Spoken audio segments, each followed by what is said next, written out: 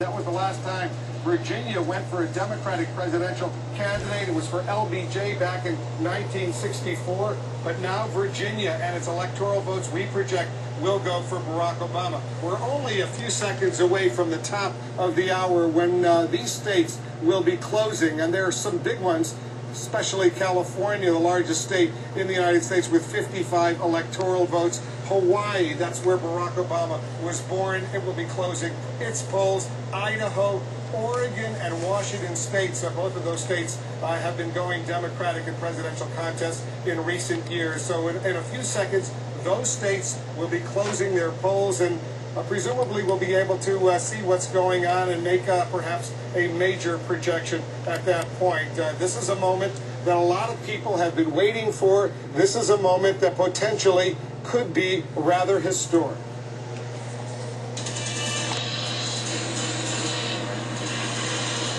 And CNN can now project that Barack Obama, 47 years old, will become the president-elect of the United States. We project he now has enough electoral votes, more than 270, more than enough to become the 44th president of the United States.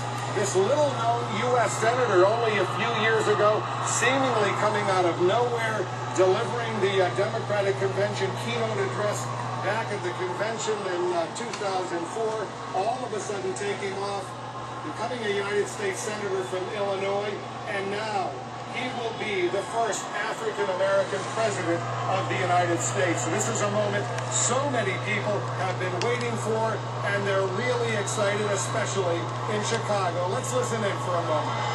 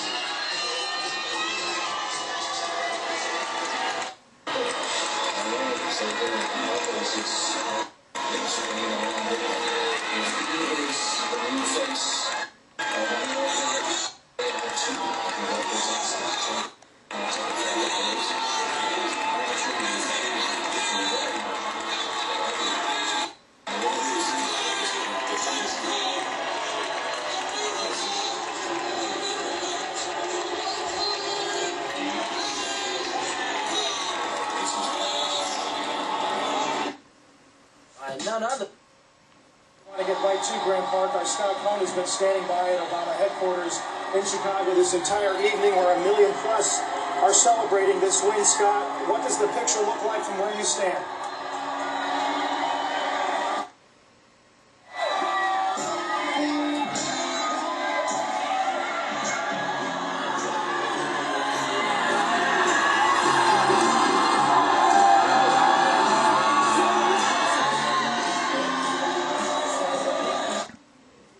But the idea that he achieved it in what, I think we have properly described tonight as still a right of center nation is absolutely stunning. He had to overcome so much.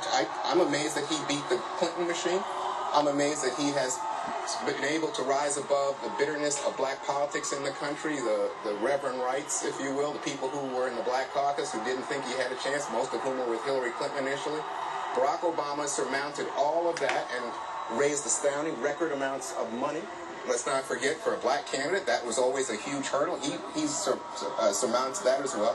So my sense is this is an extraordinarily well-run campaign, and the history books, it's not a matter of just making history.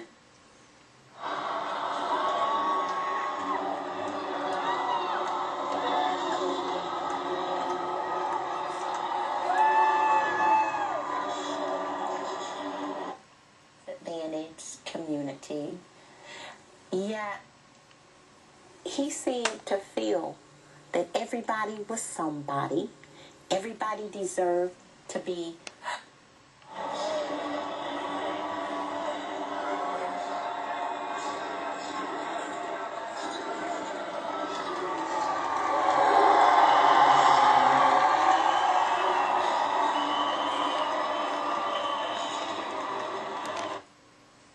looked over and I've seen the promised land. I may not get there with you, but I want you to know tonight that we as people will get to the promised land. And it seems to me for an awful lot of people in this country, especially for African Americans, and Barack Obama said he's part of the Joshua generation, and Martin Luther King was our Moses, that we're much closer to that now. We haven't ended our prejudice, but there's something about this evening and this election that I think has made for an awful lot of people feel, this is the Joshua generation. We can reach something we never thought we could reach 40, 50 years ago. well.